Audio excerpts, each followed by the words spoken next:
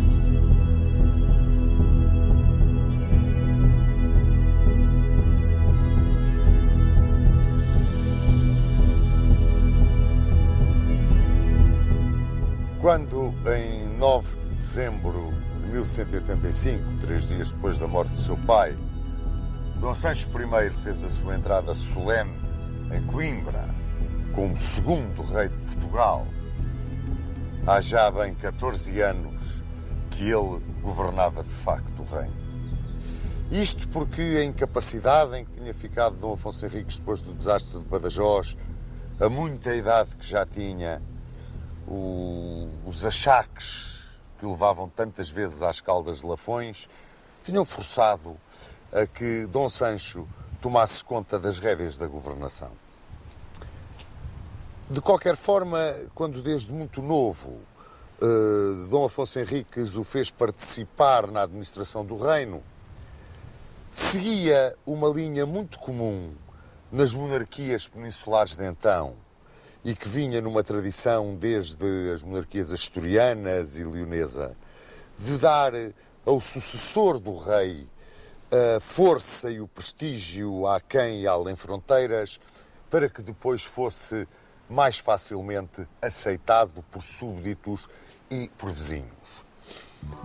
Não só estes aspectos pesavam na balança para as decisões reais de Dom Afonso Henriques, mas também o próprio teor da Bula Manifestis Probatum, de 23 de maio de 1179, em que expressamente estava definido que se reconhecia a realeza de Dom Afonso Henriques, confirmava-se a realeza de Dom Afonso Henriques, a ele e aos seus sucessores, e com a confirmação dessa dignidade real, a posse de todas as terras conquistadas ao infiel.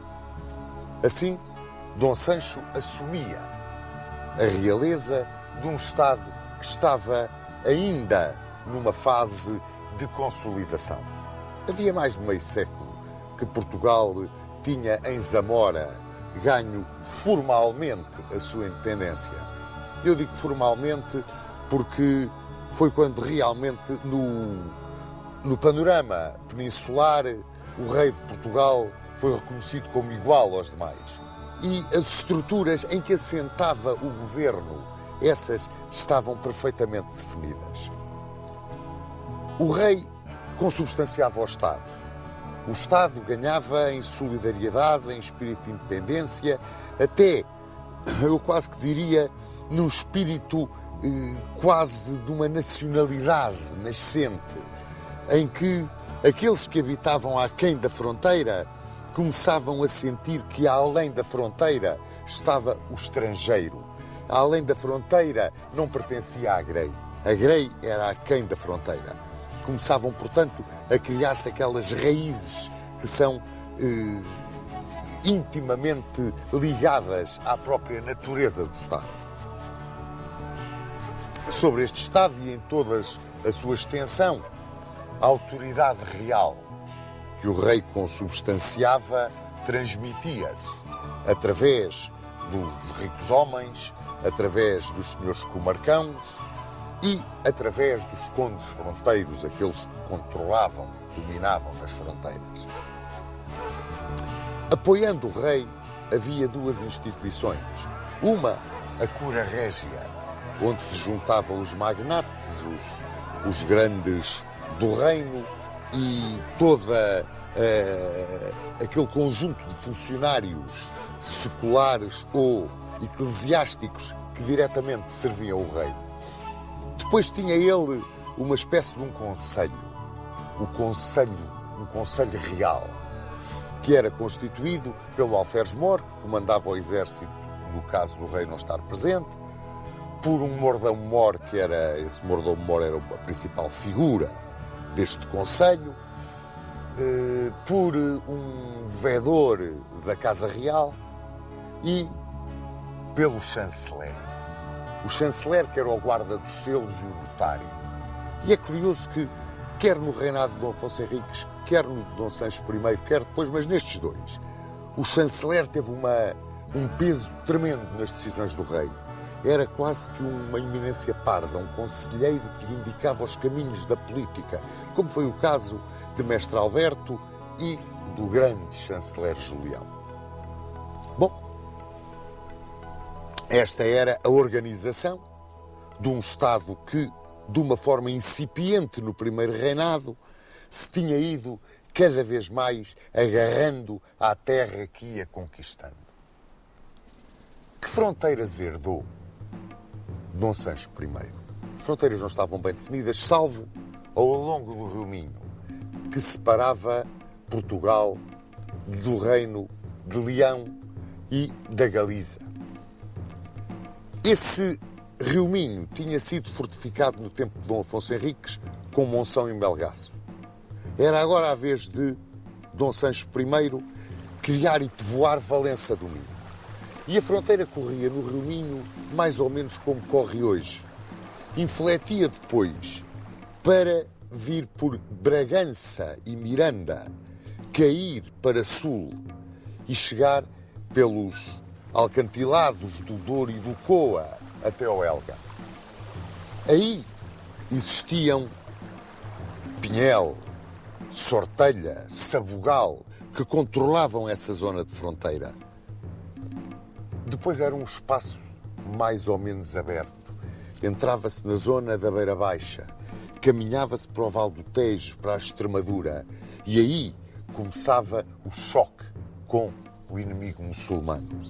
Aí era o campo de batalha, ou pelo menos o campo de batalha prioritário, e tudo era perfeitamente indefinido. A fronteira com o muçulmano era uma primeira prioridade de defesa, mas a fronteira com o leonês também era, e esta também não era bem definida. Se nós formos ver como era a fronteira com o leonês, era constituída por uma série de castelos, separados uns dos outros a uma certa distância.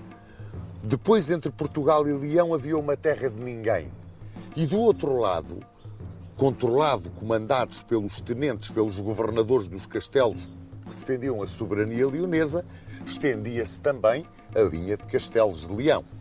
As populações de um lado e do outro, que se tinham mantido em paz, unidas, durante o tempo do Imperador das Espanhas, agora, com a independência de Portugal, com o Reino de Leão, degladiavam-se, batiam-se frequentemente, mesmo quando os seus soberanos estavam em paz.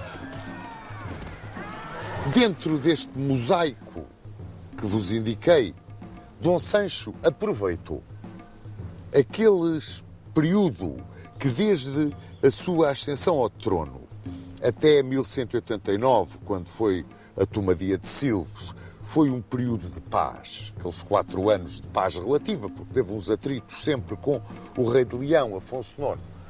Mas o período de paz relativa foi empregue por Dom Sancho no início da sua magnífica obra de povoamento. Apenas tinha sido delineada no tempo de Dom Afonso Henriques, não havia estruturas, o reino não estava solidamente agarrado ao chão. Então, ele recorreu para fazer esse povoamento aos grêmios municipais. Criou os concelhos. E criou concelhos que iam acompanhados sempre pela respectiva carta de foral, que criava muitas vezes o concelho e que era como que um regulamento de obrigações e de regalias dos seus moradores. Conseguia, ao criar estes concelhos, começar a atrair a população que vinha das zonas mais povoadas para as menos povoadas, vindo ocupar estes concelhos que tinham várias características. Havia uns que eram os concelhos mais próximos das fronteiras em guerra, onde os seus habitantes gozavam de grandes regalias e tinham grandes isenções. Depois, aqueles mais para o interior, mais antigos, onde já estava mais cimentada a nacionalidade. Aí havia, por assim dizer, terras que pertenciam mais ao senhorio régio, ao senhorio dos grandes senhores, ao senhorio do clero. E aí as condições não eram tão boas. Havia também, e isto a título quase de explicação da formação da sociedade portuguesa, sai um bocadinho do âmbito de onde nós queremos bater, mas dando uma ideia de como ela era formada, já não era propriamente, embora com o clero, a nobreza e o povo e o rei no topo, a parte popular já não era tão estratificada. A existência dos homens livres, pela própria natureza da formação de Portugal, a existência dos homens livres, dos semiservos, era mais diluída. O homem livre, aquilo que se chamava o vilão, até por questões de defesa, era mais abrangente. Muito embora, pois, os escravos mouros existiam, claro. Mas estes homens livres que trabalhavam na terra dos senhores e eram pagos ou com uma parte substancial do seu trabalho, do trabalho que dedicavam à terra, eram pagos com parte desse trabalho, eram os tais enfiteutas, ou então recebiam em dinheiro o seu trabalho, eram os assalariados, recebiam o seu soldo. Estes homens constituíam grande parte da força militar do reino. Curiosamente, o estabelecimento do povoamento do reino por Dom Sancho permitiu que em Portugal aqueles que trabalhavam a terra eram aqueles que a defendiam. O bendito chão sagrado da pátria era arroteado pelos mesmos que o defendiam. Isto foi resultado até da pouca quantidade de população. Demograficamente, Portugal era muito fraquinho, não tinha uma grande população. E então houve necessidade para trazer para as zonas mais abertas ao inimigo, para as fronteiras que estavam em maior discussão, foi esta a política de Dom Sancho, trazer populações do interior. Muito embora a ideia de que os territórios tinham sido completamente armados, desertificados por mor da guerra, não é verdadeira. Havia sempre, como disse e muito bem o professor Armando Saraiva, entre mortos e feridos alguém havia de escapar. E ficavam sempre populações ali, naquelas zonas onde o fluxo e refluxo da Reconquista passava ora a um lado, ora ao outro. E foi com base nesses núcleos populacionais que ficavam que se foram criando os concelhos limítrofes, os tais concelhos limítrofes da fronteira. Aqueles que ali ficavam e que lindavam, ficavam no limite com o território que era, por assim dizer, o território inimigo. Para que a população que vinha para arrotear a terra, para ali se colocar, quantas e quantas vezes chamada de origens de presos libertos, de servos a quem era dada a liberdade, que vinham, era uma velha tradição das monarquias cristãs da Reconquista, que vinham ocupar, afinal de contas, os concelhos que estavam em zonas mais perigosas. Havia que lhes dar uma defesa. Bem, essa defesa assentava fundamentalmente nas ordens militares. As ordens militares, ao contrário das mesnadas dos senhores e até das milícias dos concelhos, e eu refiro as mesnadas dos senhores e as milícias dos concelhos porque eram dois dos elementos da hoste real, eram de difícil mobilização. Além do mais, as milícias dos concelhos, que eram formadas pelos vilãos, aqueles que tinham mais capacidade e podiam ter cavalo e podiam ter muitas armas, e os cavaleiros vilãos, a peonagem, os mais pobres do concelho, homens livres, que davam com o seu serviço militar o seu contributo ao engrandecimento da monarquia e à sua segurança, juntamente com os vilãos, não eram pagos, não recebiam soldo. Era, sim, o serviço que eles davam quase como uma contrapartida às terras que recebiam, às doações que lhes eram feitas nos forais. Mas a sua mobilização também era difícil e, sobretudo, porque vinha expresso nos forais, eram obrigados a servir militarmente durante umas quantas semanas por ano, depois não. De maneira que as ordens militares, que eram uma milícia permanente, sujeita a uma disciplina férrea, sempre disponível, eram a grande força de que o rei podia socorrer-se naquele momento do choque com o inimigo ou na segurança daqueles que lhe trabalhavam e faziam prosperar a terra. Porque quanto mais prosperava a terra, mais pessoas para lá vinham, para esses concelhos. E quanto mais pessoas vinham para esses concelhos, maior era a sua milícia. Se maior era a sua milícia, maior era a defesa. E o país deixava de ter a população concentrada naquilo que era o velho Portugal, imediatamente saído do condado, e começava-se a espraiar pelo novo Portugal que se ia conquistando. As ordens militares a que Dom Sancho recorreu foram, primeiro do que tudo e do que todas, a Ordem do Templo. A Ordem do Templo, sediada já então aqui em Tomar, tinha recebido inúmeras doações. Doações que a obrigavam a agarrar-se à terra com as suas milícias, apoiar as populações que aqui estavam, defendê-las, ajudá-las no arroteamento da terra e vigiar. Eram uns fronteiros que apoiavam o trabalho. Estes templários receberam várias doações, como vos disse, pois Zézer, Daná Velha, Tomar, Almorol, Ega. Eram uma milícia com um espírito muito especial e um carisma muito especial, como vamos ver dentro em pouco. Outra das milícias que Dom Sancho I muito acarinhou foi a de Santiago de Espada. Os espatários de Santiago para aqui vieram em 1170 para Portugal. A eles doou-lhes Palmela, doou-lhes Almada, a Arruda.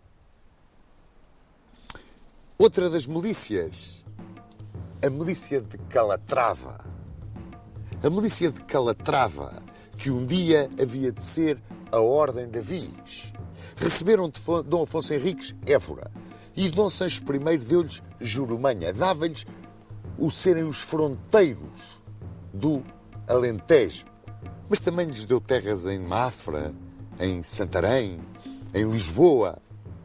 A mais velha de todas as ordens militares, a mais antiga, era a Ordem de São João do Hospital. Os hospitalários, aquela que com o andar do tempo foi a Ordem de Malta. Esses receberam terras no concelho de Mação e terras onde fizeram o castelo de Belver. Era uma ordem que tinha também, como depois vamos ver, um espírito muito especial, um carisma muito especial. Temos assim, com base nas ordens militares, nos grêmios concelhios, no incremento do município, nos braços que trabalhavam a terra e que defendiam a grei, Dom Sancho conseguiu agarrar as raízes que serviram para que crescesse a árvore da nacionalidade portuguesa. Foi grande a obra de Dom Sancho. Foi verdadeiramente extraordinária e devemos-lhe muito da identificação que o povo português sempre teve com a sua terra. E mais, a grande união que houve entre a instituição municipal e a coroa. Essa grande união entre a instituição municipal e a coroa, que permitiu à coroa, com base no povo, controlar e estar sempre por cima, ou quase sempre na história de Portugal, do clero e da nobreza, foi um elemento fundamental para a identificação e a manutenção da independência nacional.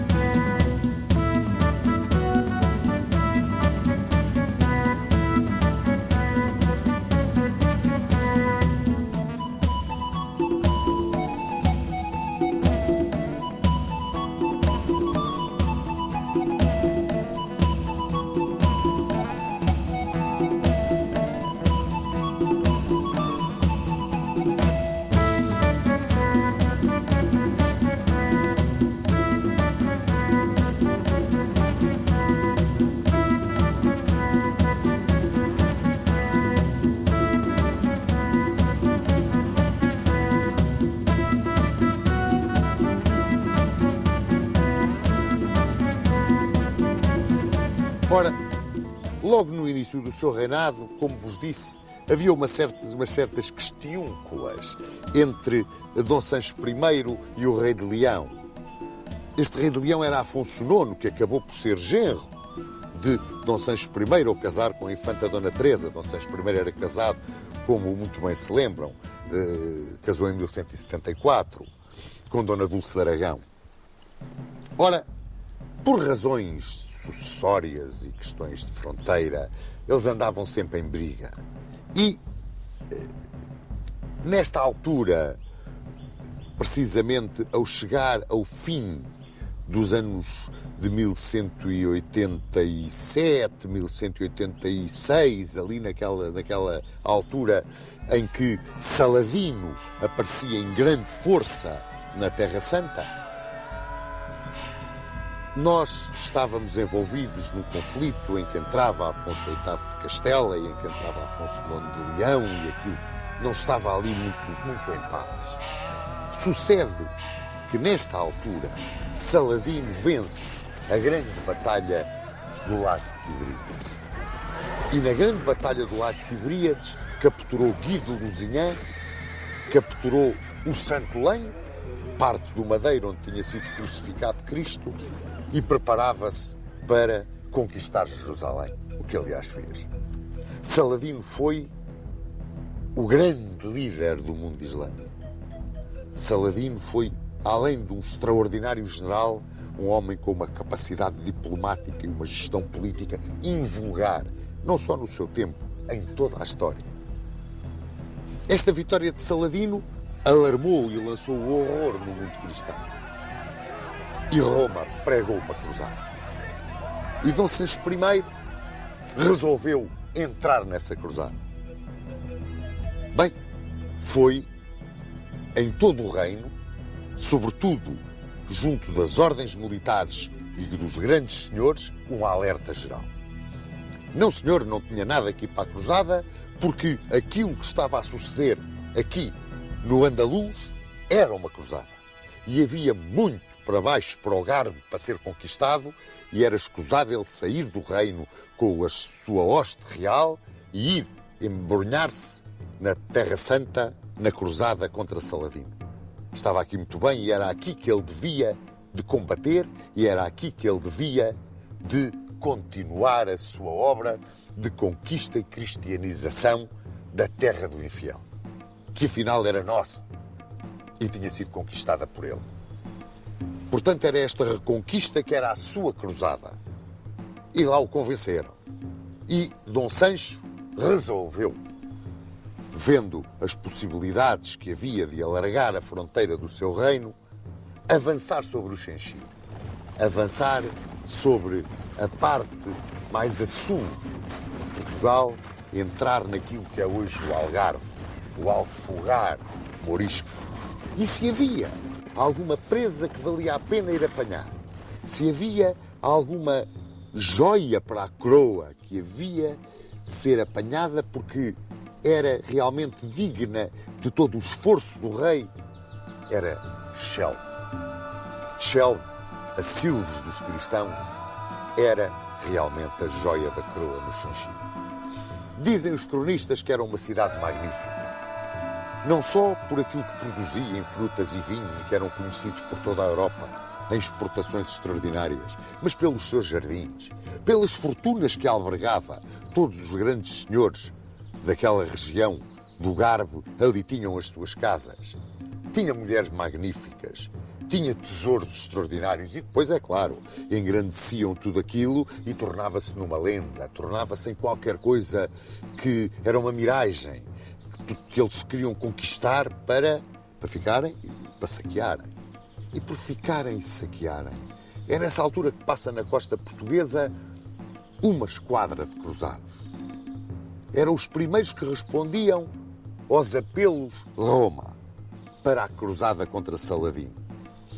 Eram dinamarqueses, alemães, belgas, vinham comandados por Knut da Dinamarca, por Ludwig da Turíngia e, se não me engano, pelo Conde de Berrene. Eram os seus 3 comandantes. Convenceu-os Dom Sancho a tomarem Silves com ele. E eles aceitaram.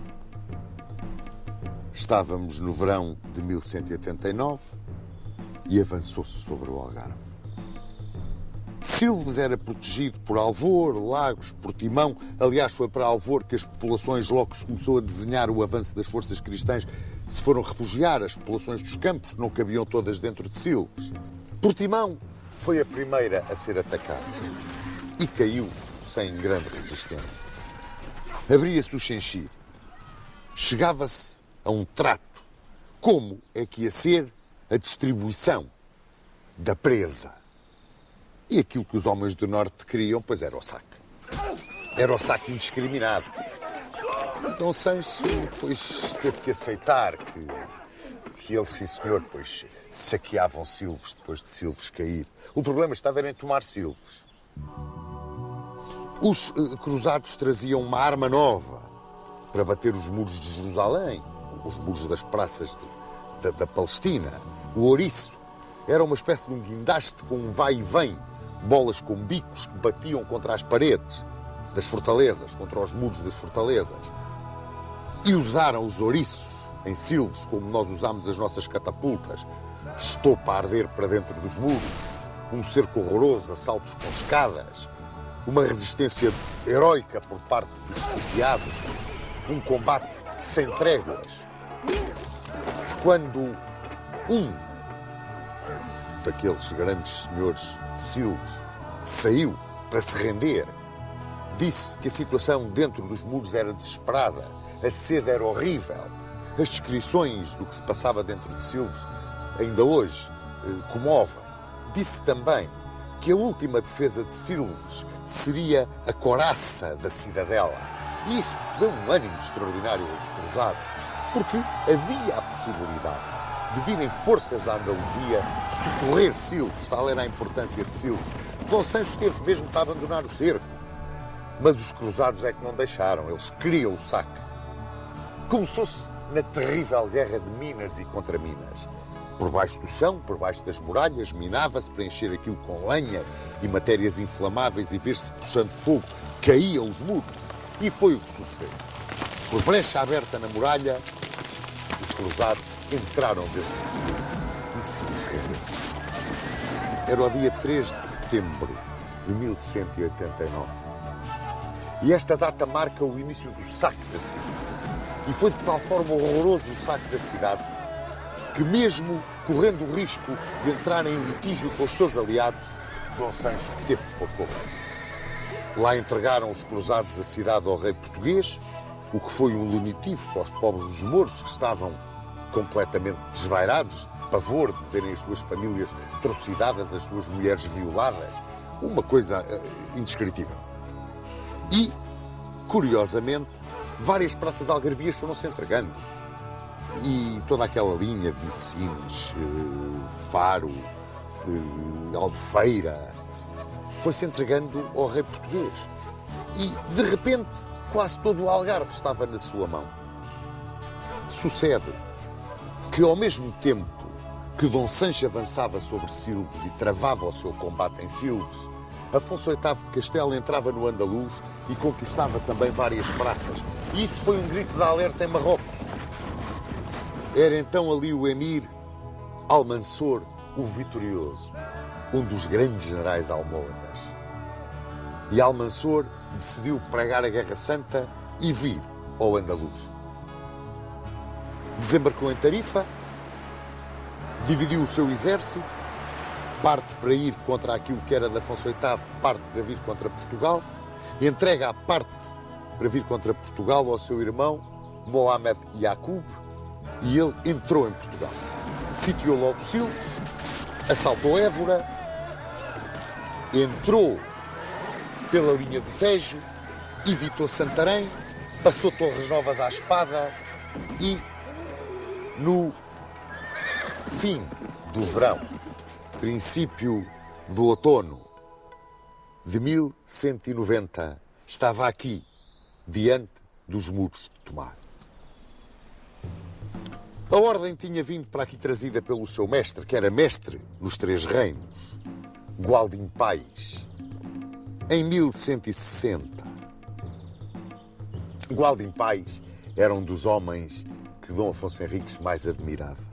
Armou o cavaleiro no campo de batalha de Ourique e foi recebido templário pelo grão-mestre Bertrand de Blanchefort na brecha aberta em Ascalona.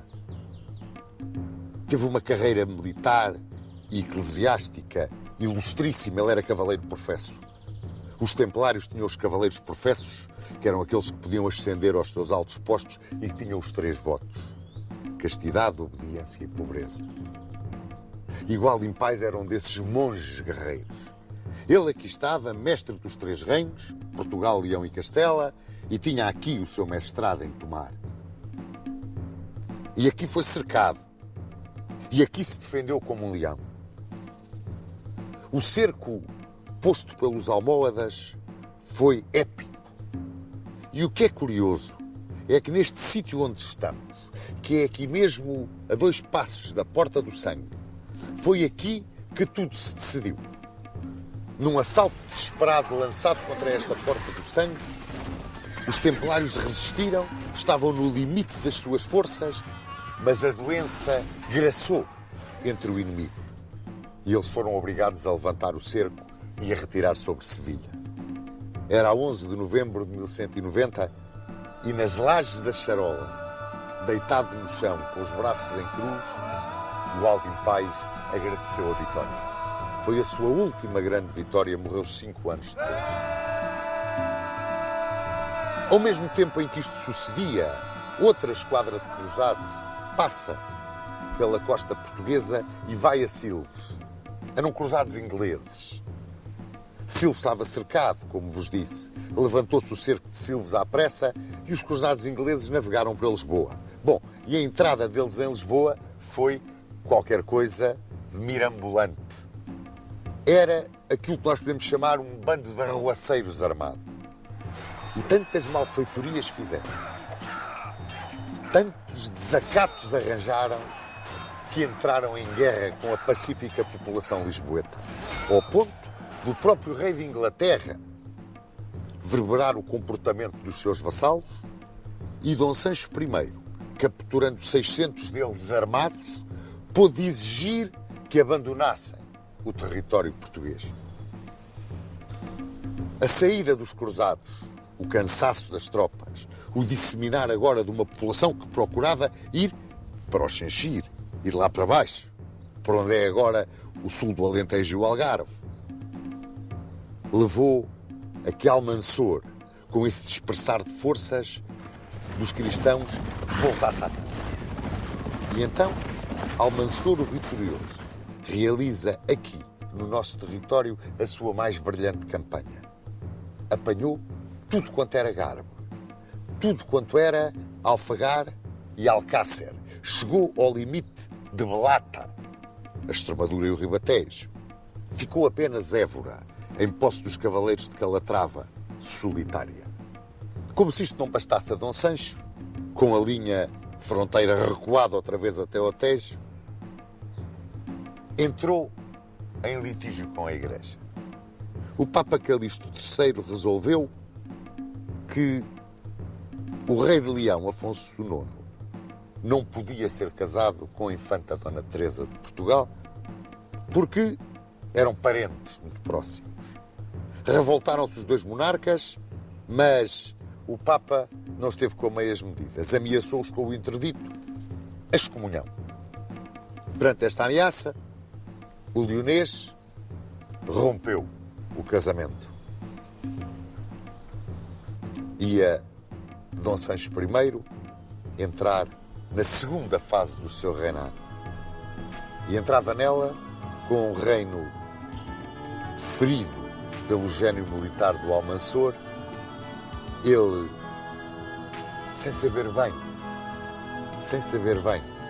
como é que ia ser o seu relacionamento com a Igreja, mas absolutamente decidido a continuar a sua obra de fortificação da fronteira e, sobretudo, de povoamento, de criação de riqueza do reino que tinha herdado e que, afinal de contas, também sonhava alargar.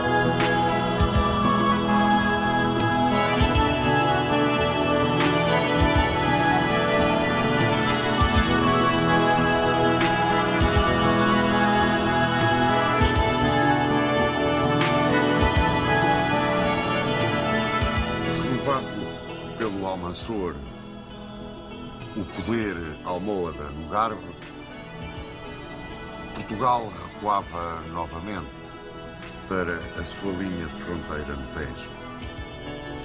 Perdiam-se as conquistas de Dom Sancho I e de Dom Afonso Henriques neste fluxo e refluxo tão característico da Cruzada Peninsular.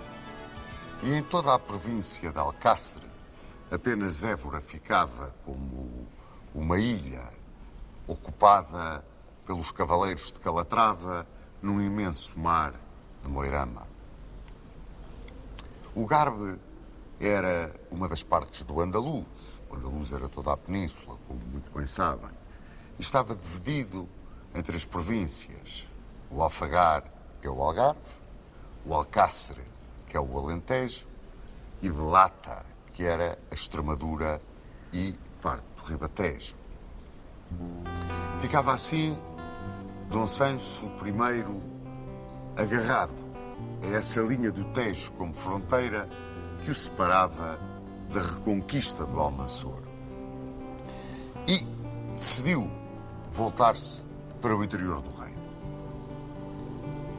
Sabia bem Dom Sancho I que todas as conquistas conseguidas por seu pai e até por ele não tinham uma base sólida. Porque não havia um plano de apoio à conquista e ao povoamento e desenvolvimento que devia de acompanhar essa conquista para que a mesma não fosse infrutífera.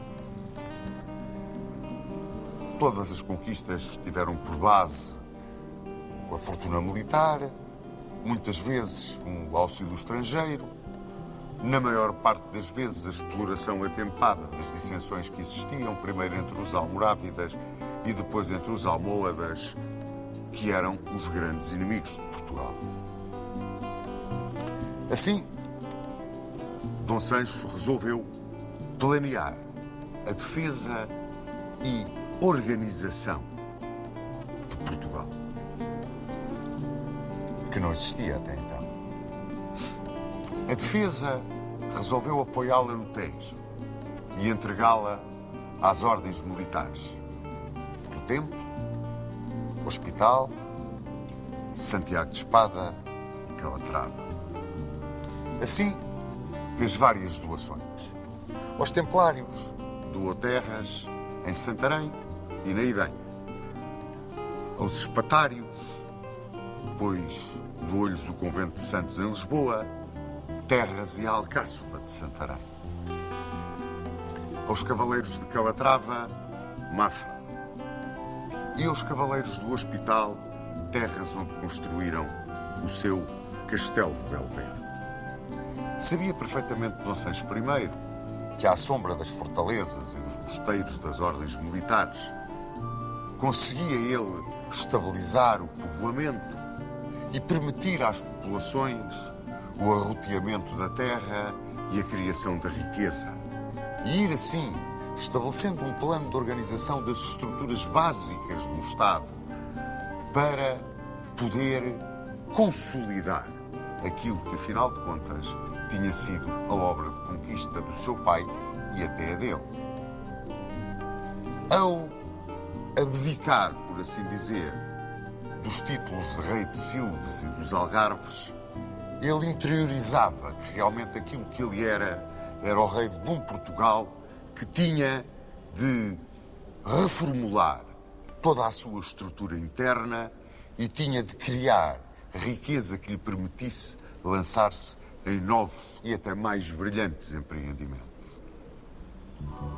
Quando, depois de estabelecer essa cortina defensiva agarrada ao rio, se voltou para o interior do reino, tratou de reedificar castelos, como foi o caso do Castelo de Leiria, de construir outros castelos novos, em grandes manchas que estavam desertas, que não estavam devidamente arroteadas, de terras da Extremadura e da Beira Baixa, fixar colonos estrangeiros, a quem deu forais de povoação, para os agarrar à terra e dar nervo consistência, a esse polvilhar de vilas e aldeias, os territórios que eram o Reino de Portugal.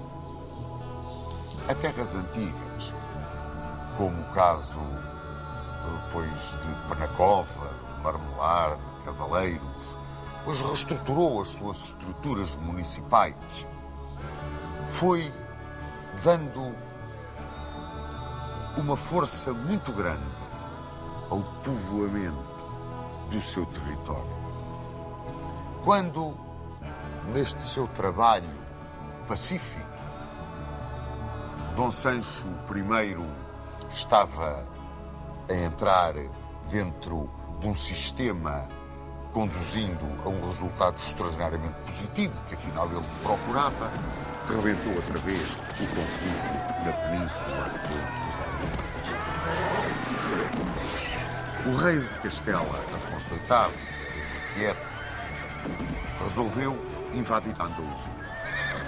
E de Algeciras lançou um cartel de desafio, como era costume dos cavaleiros da época, ao califa Almanzor. E Almanzor aceitou. E em 1195 invadiu novamente o Andaluz, o que levou Afonso VIII a pedir a coligação de todos os reis cristãos para parar a investida Almohade. Responderam-lhe favoravelmente Portugal e Aragão, mas Leão e Navarra, o ciúme, o medo da expansão castelhana, não só não acorreram ao chamamento, como estabeleceram um pacto de paz com o Almanzor. Em 19 de julho de 1195, junto ao castelo de Alarco, nos Planos da Mancha, travou-se uma batalha terrível para os cristãos. É, talvez, a mais catastrófica de todas as suas derrotas durante a Reconquista. E pese embora a brilhantíssima carga da cavalaria hospitalária de Gonçalo Viegas, que foi o núcleo da representação portuguesa nesse exército aliado, os almohadas, que eram comandados por um renegado cristão, Pedro Fernandes de Castro, conseguiram ali a sua mais brilhante vitória em toda a Guerra da Reconquista. Esta Batalha de Alarco traumatizou profundamente os monarcas cristãos de Castela, Portugal e Aragão. E, em 1196, Dom Sancho I, que era sogro do rei de Leão, furioso com a posição que o rei de Leão tinha tomado em todo aquele problema da invasão do Almanzor, aliou-se com o castelhano e o aragonês e foi para a guerra contra Leão. Invadiu a Galiza e conquistou Tui, Lóbios e Pontevedra. E voltou à sua vida de povoador e organizador do reino. Continuou a doar terras à cavalaria das ordens militares, com a ajuda dessas ordens militares, estabeleceu, além da cortina defensiva, uma espécie de zona tampão, onde o povoamento se ia incrementando e para onde ia chamando populações vindas de outros territórios já perfeitamente consolidados dentro da Reconquista cristã. Em 1198, mais ou menos 1197, 1198, pensou em construir uma forte cidade na fronteira leonesa. E nasceu a cidade da Guarda, para onde ele depois passou tudo quanto era organização religiosa e administrativa da Idanha para a Guarda. Tornou a Guarda numa cidade extraordinariamente importante. Era uma âncora na fronteira de Leão e bem precisava dela, porque pouco depois o leonês resolveu invadir Portugal. Invadiu Portugal e entrou cercou Bragança, entrou por trás dos montes, cercou Bragança. Houve uma série de combates com o exército português e a campanha agravou-se para as forças portuguesas que, muito perto de Ciudad Rodrigo, foram derrotadas. O que fez com que Dom Sancho perdesse as praças que tinha conquistado na Galiza. E acabava assim, não só o sonho galego de Dom Sancho I, mas também o sonho galego que ele tinha herdado de Dom Afonso Henriques. Esse sonho, bem se recordam, Afonso Henriques tinha de ir para Além-Minho. Acabava a sua vida de guerreiro e abdicava dos seus sonhos de Além-Minho e Além-Coa para se virar definitivamente aos 45 anos para o interior do seu território.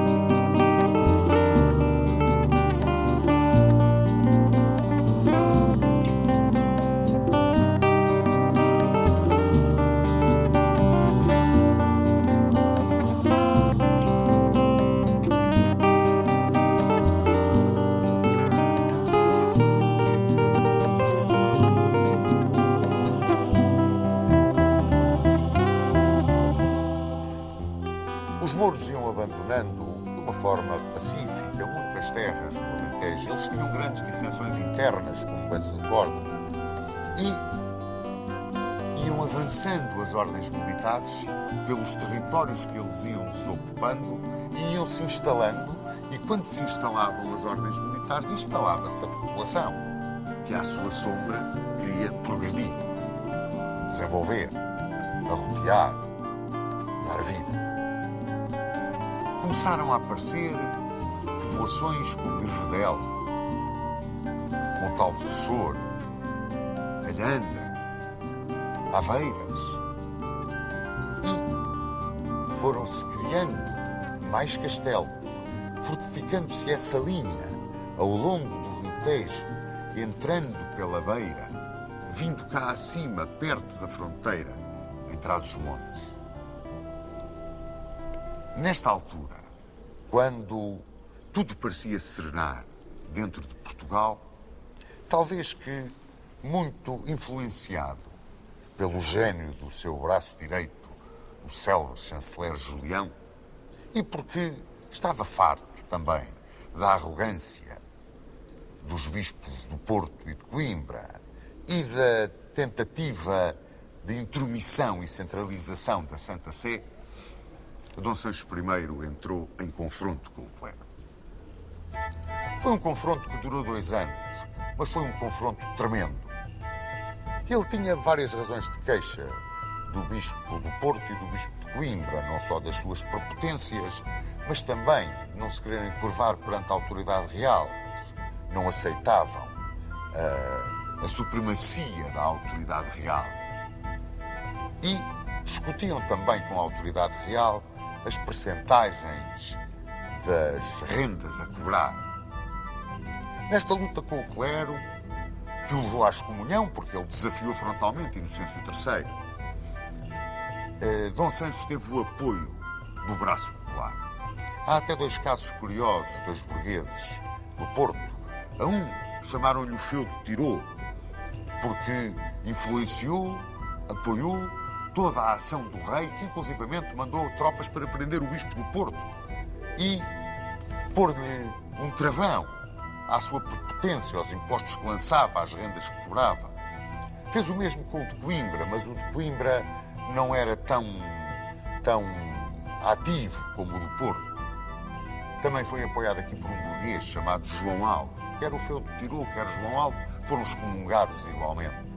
Havia, portanto, uma grande identificação entre o movimento popular contrário às prepotências do alto clero e a posição do rei apoiando esse movimento popular e querendo esboçar, depois de ter estabilizado todo o povoamento e o arroteamento dos seus territórios, estabilizar o seu próprio poder, centralizar o seu próprio poder.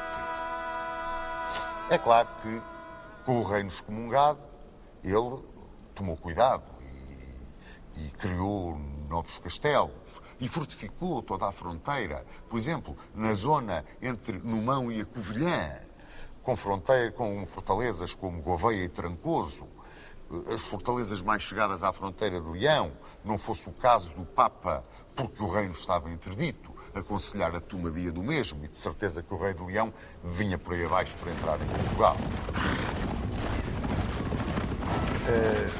Neste momento do choque com o clero, Dom Sancho criou, com os colonos francos, duas povoações que têm grande fama. Uma é Vila Franca de Xira e outra é Sesimbra. Portanto, não era só com os seus próprios súbditos, era com aqueles que ficavam, muitas vezes, das expedições dos cruzados que ajudavam à reconquista cristã, à tomada das fortalezas. Reparem, por falar disto, Dom Sancho estava de tal forma empenhado na sua missão pacífica de organizador, povoador e incrementador de um Portugal novo, que inclusivamente não aceitou entrar da posse de Silves em 1198, mais ou menos, quando uma esquadra de cruzados alemães tomou Silves de assalto. Abdicou de ir outra vez ao sul do Carmo, não se sentiu com forças para o fazer. E não eram só forças militares, eram também a sua própria força física. Isto por volta de 1208, 1209, Dom Sancho sentiu-se adoecer. E tal como seu pai procurou um refúgio e procurou um certo alívio dos seus sofrimentos nas Caldas de Lafões, e também se recolhia nos mosteiros, porque ele, estando de mal com Roma, queria estar de bem com a Igreja Portuguesa.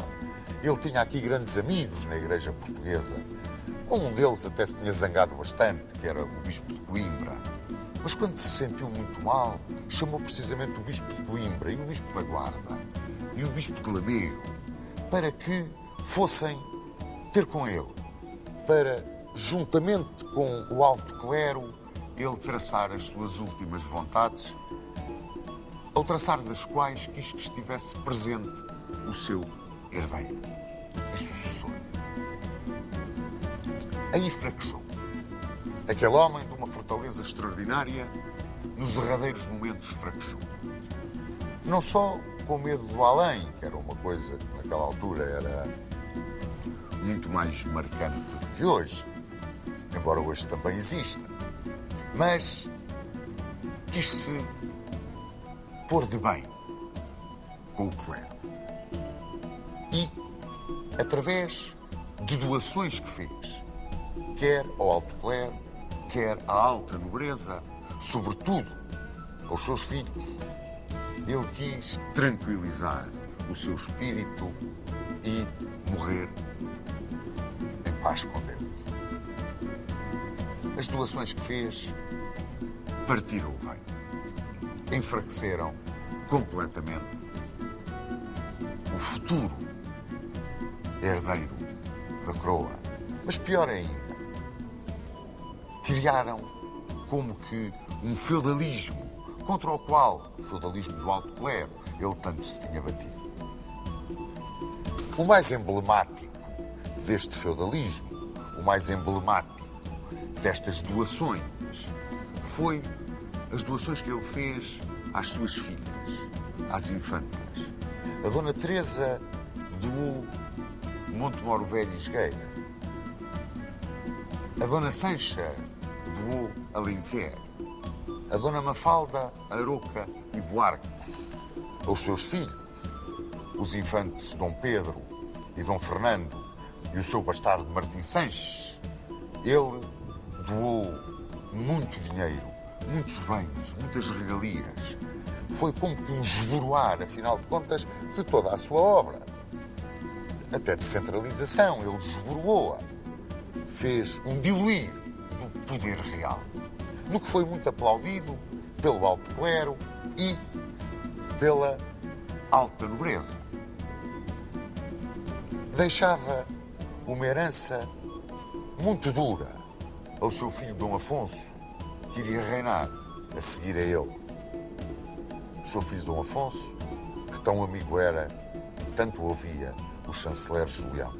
Recolheu-se à Alcobaça, humilhou-se perante o bispo do Porto, ao ponto dos portuenses se voltarem a tornar vassalos do bispo do Porto, e preparou-se para morrer em paz com Deus e com a sua consciência, o que sucedeu aqui em Coimbra, em fevereiro de 1211. Está sepultado neste mosteiro de Santa Cruz, ao lado de seu pai, o fundador do reino imortal, Dom Afonso Henriques. E este homem, que compôs música, poesia, que foi um extraordinário organizador, foi um revitalizador do seu domínio, foi um grande amigo do seu povo. Este homem que era, no fundo, um romântico, ficou célebre depois de enviuvar de Dona Dulce de Aragão a sua paixão pela Ribeirinha, e que soube construir as estruturas de base do Estado português, acabou por diluir o poder desse mesmo Estado e deixar ao seu filho um país consolidado, mas pobre. E, sobretudo, uma questão tremenda para resolver: a questão das infantas.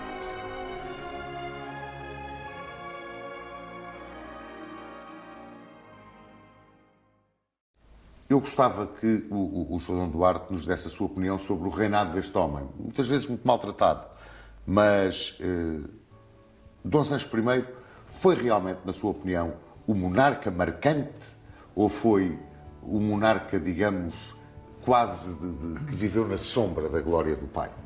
Ficou um pouco na sombra da glória do pai, isso era inevitável.